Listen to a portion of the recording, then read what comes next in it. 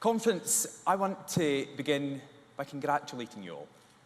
For years, in election after election, we were told that Nicola Sturgeon would be unstoppable. That it was a question of when, not if, she would deliver independence. How many times did we see newspaper headlines saying that Scotland was on the cusp of India F2? One particular paper tended to run that story every other day. Often, it seemed like we were the lone voice of criticism, the only party opposing her demands for a second independence referendum, the only party challenging her handling of the pandemic, the only party standing up to her gender reforms. We knew that her government and her party, shrouded in secrecy, was not as squeaky clean as they liked to portray. And we were criticised again and again for going against the Holyrood consensus who heaped praise on her. But no one is saying we're wrong now. No one is saying we're wrong.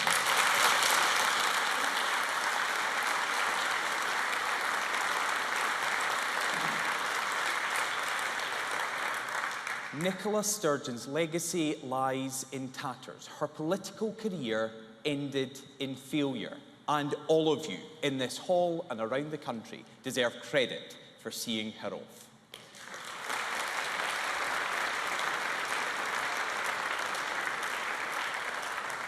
As the Prime Minister said this morning, it was the Scottish Conservative and Unionist Party that stopped the SNP winning a majority just 2 years ago. It was Scottish Conservative and Unionist MSPs that fought her dangerous gender reform bill every step of the way. And it was our Scottish Conservative Secretary of State for Scotland, my friend Alistair Jack, who stood up for the rights of women and girls by sending that flawed bill back to the Scottish Government.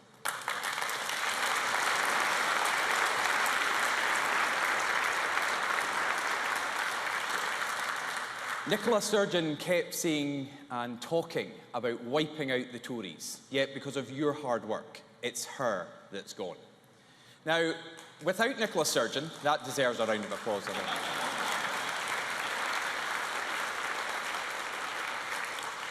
Without Nicola Sturgeon, the SNP have entered into total meltdown. The formerly legendary discipline has evaporated. The unity has now totally broken down. Former colleagues have become bitter rivals. The parties ran out of cash. The police have arrested senior officials. And to top it all off, Humza Yousaf has become First Minister. I can't think of a more obvious sign of a party in crisis than that. As Kate Forbes so memorably said, when he was Transport Minister, the trains never ran on time. When he was Justice Minister, the police were strained to breaking point. And when he was Health Minister, there were record high waiting times. Thank you, Kate. Thank you for that Highland honesty and for doing our work for us.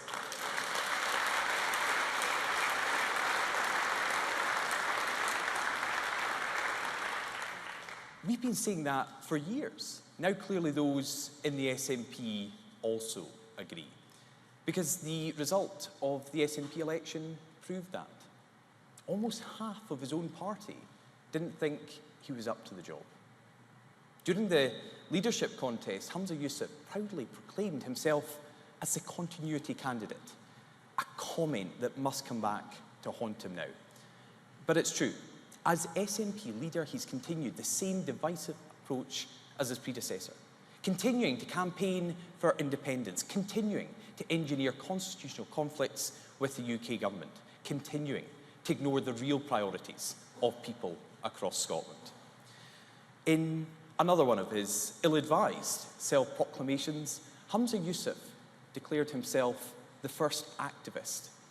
And that pretty much sums up his whole approach to government. He's more interested in being the first activist than First Minister, in obsessing over splitting up communities than appealing to the country, in uniting the SNP rather than uniting Scotland, in being a nationalist cheerleader than a national leader. And he even appointed a Minister for Independence, a Minister for independence in his government solely to drive forward the SNP's political obsession. That is taxpayers' money shamefully taken away from our public services to pay the wages of a nationalist campaigner. In yet another claim, Humza Yousaf said that he would shift independence into fifth gear. Yet instead, with this famously uninsured driver at the wheel, the campaign is going into reverse. The camper van has stalled, and if Ash Regan's independence thermometer was in operation right now, the mercury would have fallen out of the bottom.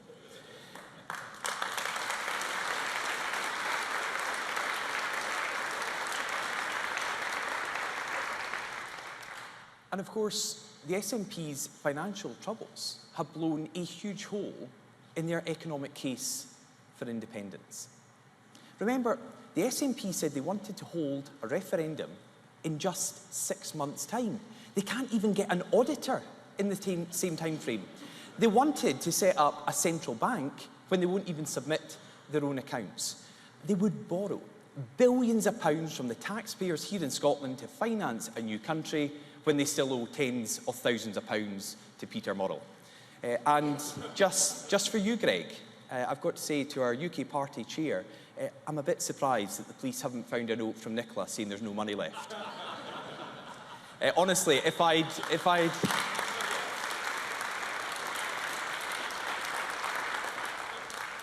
known the state the party was in, then I might have bet Nicola Sturgeon a lot more than £100 that I would outlast her.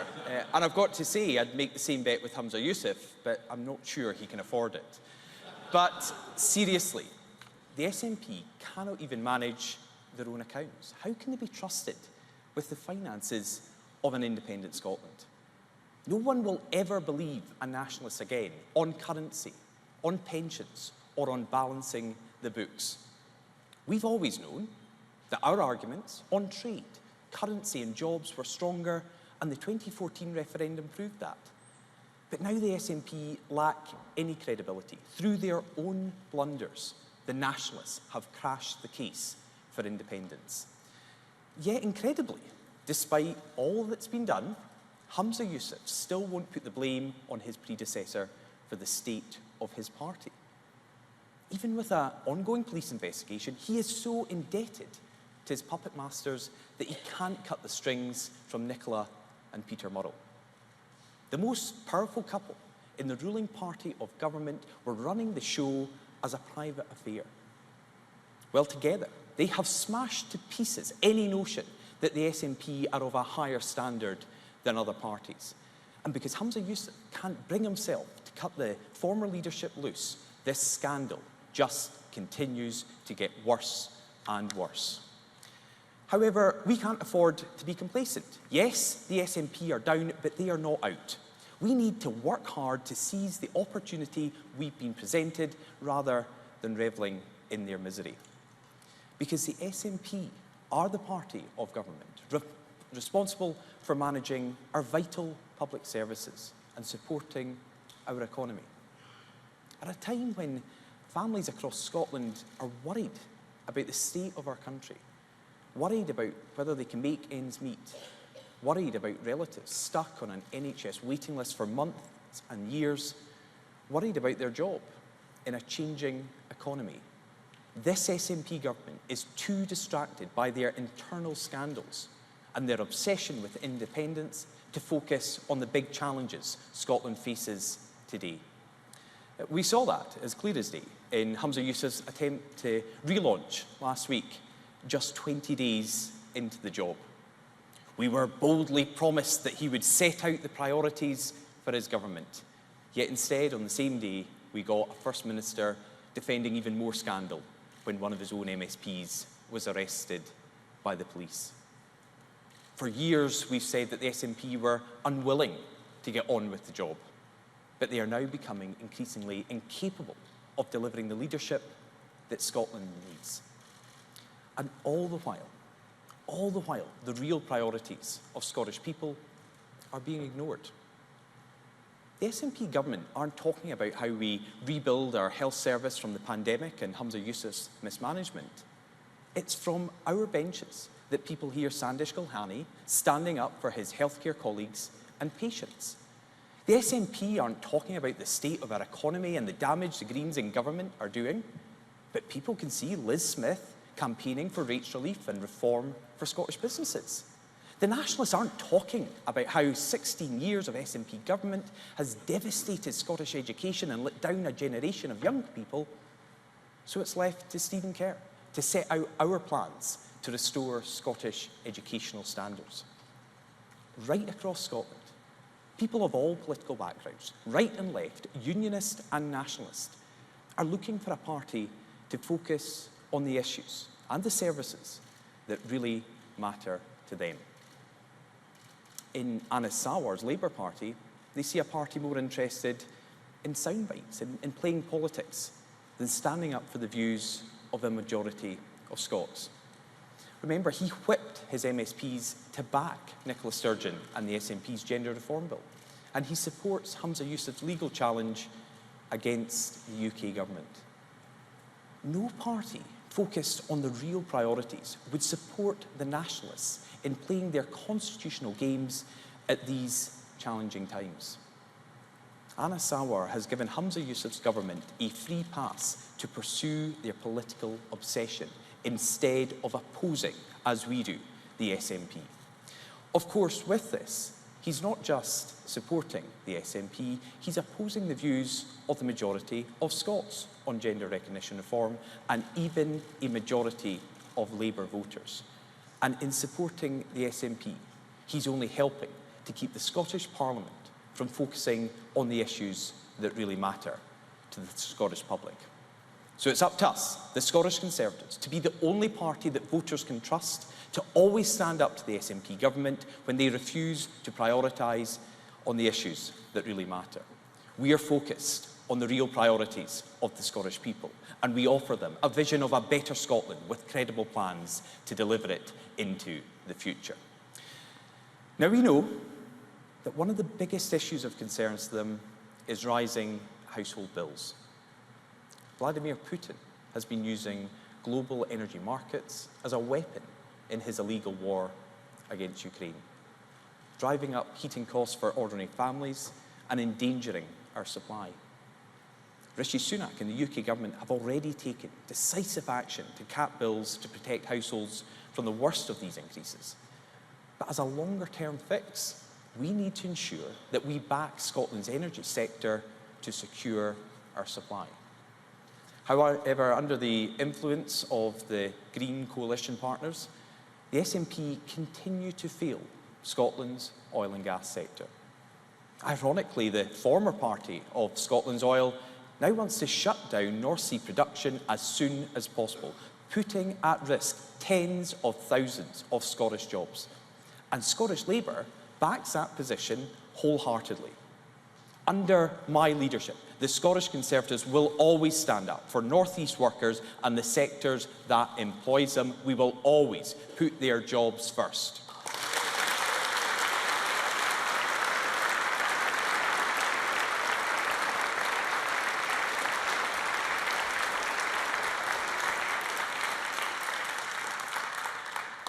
Through the hard work of our strong team of North East MPs and MSPs, and I'm pleased to say there's too many of them to actually name individually, we are now the only party standing up for Scotland's oil. But that doesn't mean we're opposed to delivering net zero, because achieving our climate goals will also help to cut bills for families through reducing demand. The majority of Scottish families live in housing that doesn't meet modern energy efficiency standards. Hundreds of thousands of households are seeing hundreds of pounds of their money seeping through old windows, walls and roofs every month.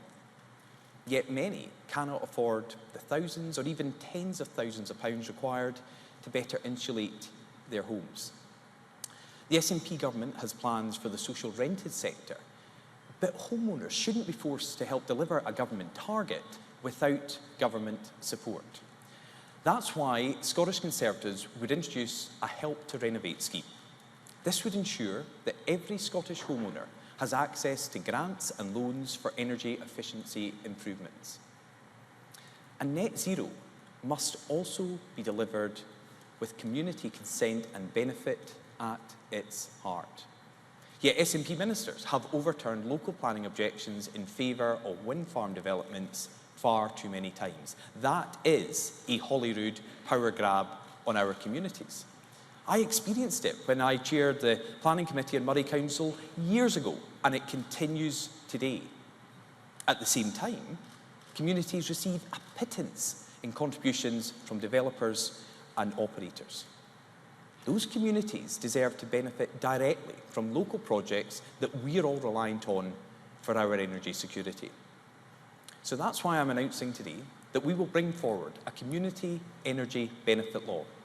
This would ensure that those communities, not the SNP government, have the final say on energy developments in their local area. And it would force developers and operators to negotiate deals that make meaningful financial payments to communities, which could also be used to directly cut energy bills. When I was in the Western Isles last year and up in Shetland just a couple of weeks ago, that was an issue that was raised and a request made by many. The Scottish Conservatives have listened, and this proposal would not only create an incentive to unblock the planning barriers to energy infrastructure, it would also ensure that families and communities always benefit directly from those developments. Taken together, these plans that we're publishing today in a policy paper will deliver lower bills for Scottish families and ensure that they have the final say in Scotland's energy future. Now, another big challenge that Scotland is facing right now is the state of our NHS. We heard it in the session just before now. It's unbelievable that the SNP were somehow so impressed by Humza Yousaf's running of the health service that they decided to make him First Minister. Even he thought he'd done such a bad job that he had to appoint a Cabinet Secretary for NHS recovery. And boy, is it needed. The worst A&E waiting times in history. Think about it, the worst A&E waiting times in history. 53,000 patients stuck for more than half a day last year. And 1 in 7 on an NHS treatment list. Some who've been waiting for years. Our NHS is in crisis. For months, Scottish Conservatives, alongside healthcare professionals, have said that the SNP's flimsy recovery plan is not cutting it. And we set out our own plans to help the NHS cope with the worst of the winter crisis. It included allowing patients to see live A&E waiting times, expanding same-day operations, and introducing maximum waiting times. Yet this tin-eared Scottish SNP government ignored our plan and the concerns of patients and professionals. The Scottish Conservatives know that more than anything else, Scots just want an NHS that is there for them and their loved ones when they need it most. We know that one of the areas under threat is the future of local GP services. Yet the SNP are still failing to deliver their funding promises to general practice. The Remote and Rural General Practice Working Group delivered their recommendations in January 2020 to ensure that GP surgeries have the funding and staff they need to continue. But those recommendations have been gathering dust on a shelf rather than being implemented. So Scottish Conservatives would implement those plans as a matter of urgency to save our surgeries, not just in rural areas, but right across the country.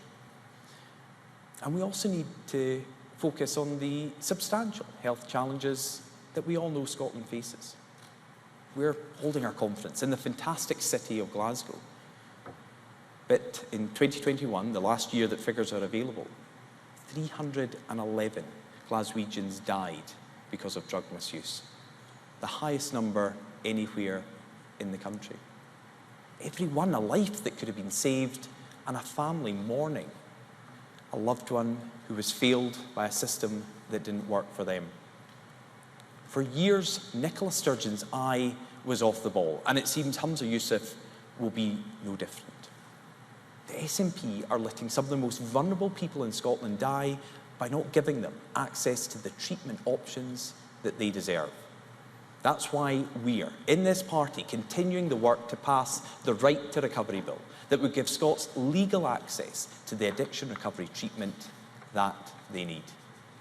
Yet, we need to go further in tackling the public health killers that blight our country. For example, a recent Public Health Scotland report found that over the last decade, suicide was the biggest killer of young people in our country.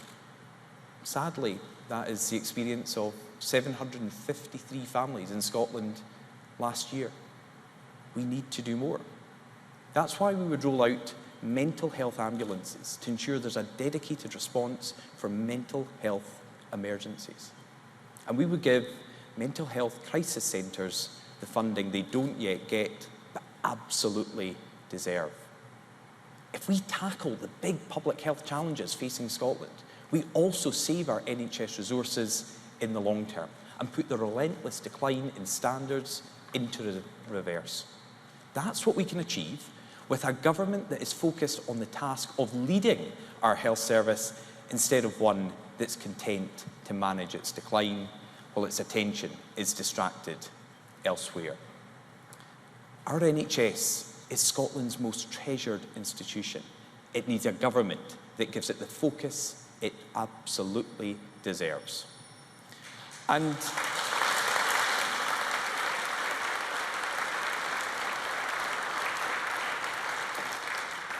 speaking of top priorities, I'm long enough in the tooth to remember the SNP government saying that education was their #1 priority. It never was under Nicola Sturgeon, and I'm really wondering if it ever will be under Humza Yousaf. Because when I was growing up, our Scottish education system was the envy of the world. Yet over the last 16 years, our schools have fallen to record lows in international league tables. And Nicola Sturgeon completely failed in her goal of closing the attainment gap. The next generation of Scots, my kids and yours, are being left poorer because of the actions of the SNP government. That, for me, is the greatest failure of their time in office. When I look at my 2 wee boys, Alistair and James, when they're not fighting with each other or playing with the chickens and the goats, I know that one of the biggest reasons I'm in politics is to deliver better opportunities for them and children like them up and down the country. What kind of society are we if we don't prioritise that? My own parents, my mum a school cook, my dad a farm labourer, didn't have much, but they worked hard to give me and my sisters the best possible start in life. We in this party know that a good education is the best way to deliver, no matter where people come from or their background. So even in these times of stretched resources, we must prioritise restoring Scotland's education for the next generation. That means giving teachers the support and, even more importantly, the trust to teach. Firstly, though, we need to attract good teachers to come to the profession and, crucially, stay in it. Teachers are burnt out. They feel like this SNP government is asking more of them, but not upholding their end of the bargain by tackling issues that make their job more difficult. That's why the Scottish Conservatives discussed plans this morning on a new deal for teachers. Our deal would cut down on paperwork, give teachers more time to prepare quality lessons, and reward them for extra classes and after-school teaching. This would incentivise teachers to go above and beyond and to help every pupil achieve their potential. We'd also increase the powers of head teachers to take decisions over the running and priorities of their school and improve the teaching of essential life skills, so that we're ensuring that teaching is more aligned to the needs of pupils rather than the national targets set in Holyrood. Taken together with our exciting plans for a national tutoring and mentoring service, increased subject choice and improved STEM teaching, the Scottish Conservatives have a plan to restore Scottish education.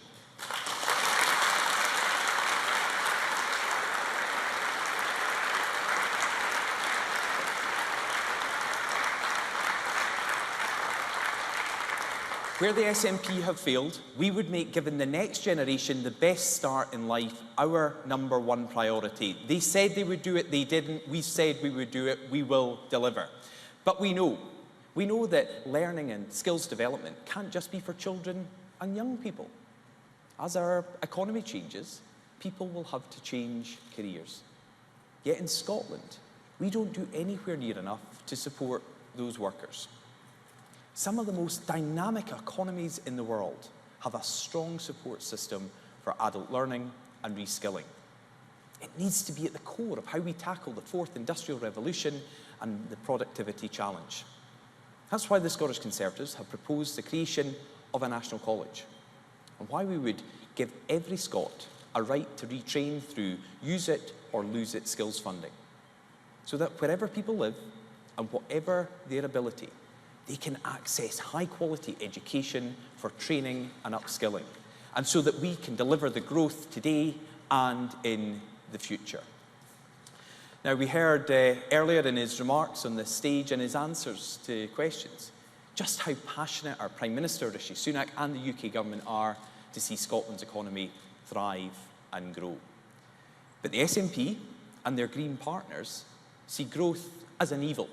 They believe that wealth and business and enterprise are dirty words. Supporting businesses for them means hiking taxes and introducing a botched deposit return scheme. A scheme Lorna Slater was humiliatingly forced to delay.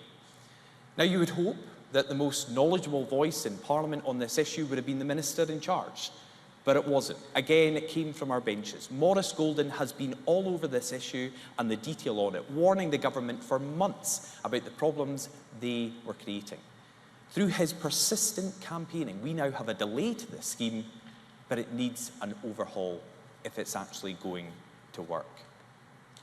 The Scottish Government is clearly anti-business, but we in the Scottish Conservatives are unashamedly pro-business, pro-growth and pro-worker. We were the only party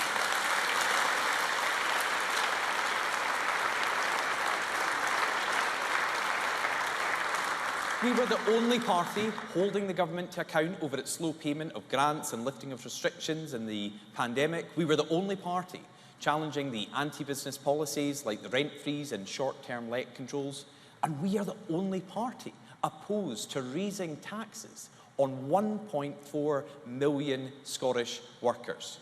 While the other parties pretend to be false friends of the business community, it is the Scottish Conservatives that actually stand up for their interests. For people of all political backgrounds who believe in a competitive, dynamic Scottish economy, this party, the Scottish Conservatives, is your natural home.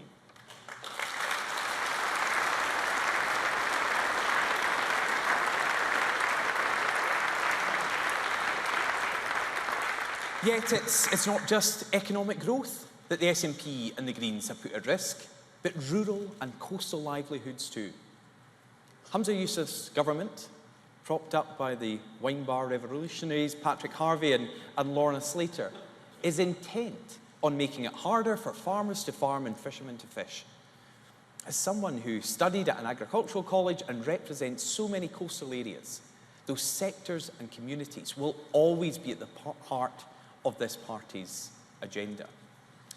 One issue that they face is rural theft, which costs our farmers millions of pounds every single year.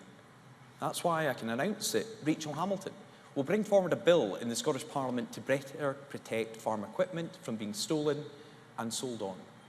We'll also deliver a rural development bank to invest in rural projects and businesses and change procurement rules to ensure that public bodies like schools use good local food, so that the Scottish public sector backs Scottish farmers. And for Scotland's coastal communities, we will oppose the blanket introduction of highly protected marine areas every step of the way.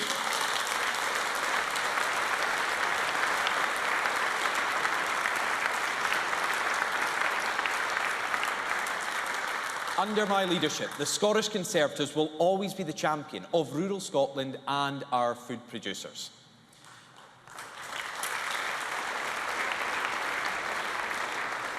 Now, another area in which the Scottish Conservatives are challenging the Holyrood consensus and representing the majority of Scots is justice. Again, we heard in the panel session this morning so many important issues coming up. And we know that the SNP have watered down sentencing so far that even rape is no longer considered an automatic jail sentence. Let that sink in. In Scotland, we are giving community sentences to rapists.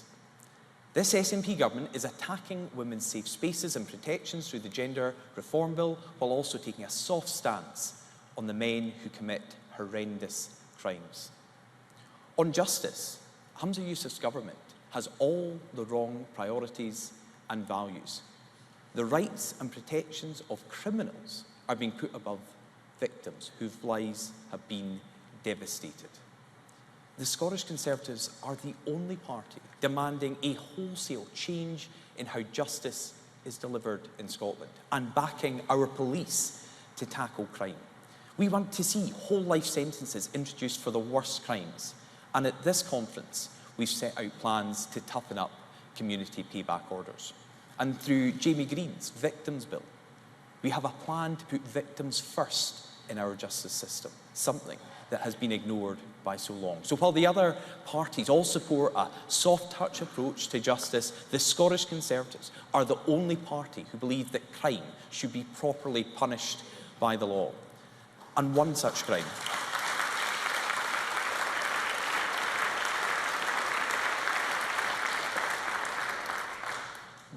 crime not being properly tackled is spiking.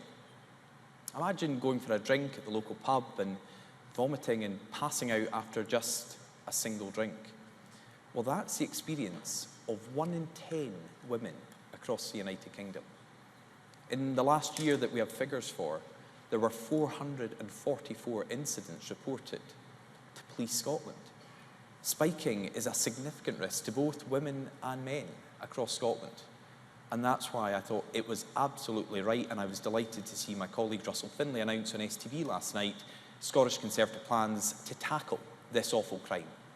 His bill would ensure that testing kits and trained staff are available at premises as a condition of their licensing. This would mean that anyone who suspects that their drink has been spiked can get it immediately tested, ensuring that the victim is protected and there's a significantly higher chance of catching the culprit, and we tackle the scourge of spiking. Now,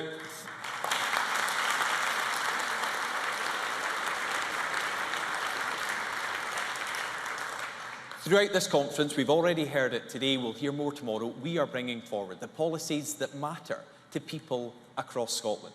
A community benefit law to help renovate scheme to cut family bills, protecting GPs and delivering better mental health emergency response, offering teachers a new deal to restore Scotland's education system for the next generation, investing in a right to retrain, to build the skills we need to grow Scotland's economy and create good jobs, tackling spiking and toughening up community sentencing to put our justice system on the side of the victims. Those are just some of the policies we are taking forward to tackle the real priorities of the Scottish people. But it's not just about policies. We will continue to hold the SNP government to account. We will represent the views of the majority of our country who feel that the Holyrood consensus doesn't speak for them.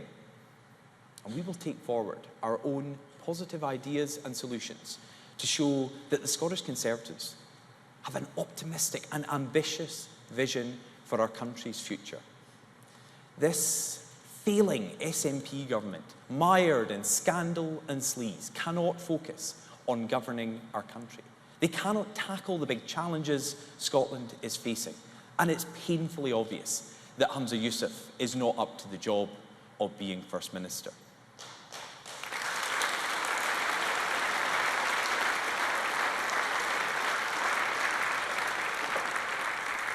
At the general election next year, people across Scotland have a choice.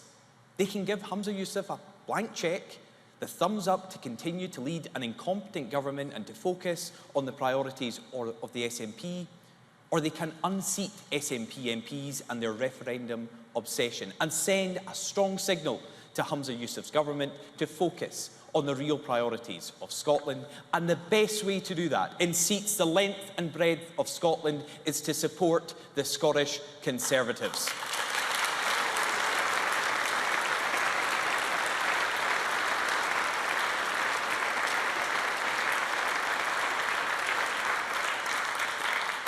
We've made a strong start at this conference, but this can only be the beginning of our mission. We need to re-earn the trust of people who've supported us in the past and reach out to people who've never considered us before.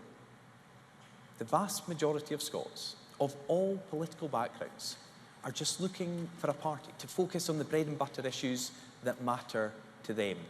We need to be that party. As the Nicola Sturgeon era of Scottish politics comes crashing down, we enter a new chapter in our nation's history. The SNP are losing the trust of the Scottish people, but no party has yet filled that vacuum. All bets are off. Scotland stands at a crossroad. If we want the country to take a fresh look at our party, then we need to offer a positive vision that Scotland needs. We need to be the party of all of Scotland, focused on improving the lives of people up and down the country. We need to rise above the partisan interests to tackle the big challenges we all face and show the people of Scotland in every community across our country that the Scottish Conservatives are the ones who are focused on Scotland's real priorities. Thank you very much.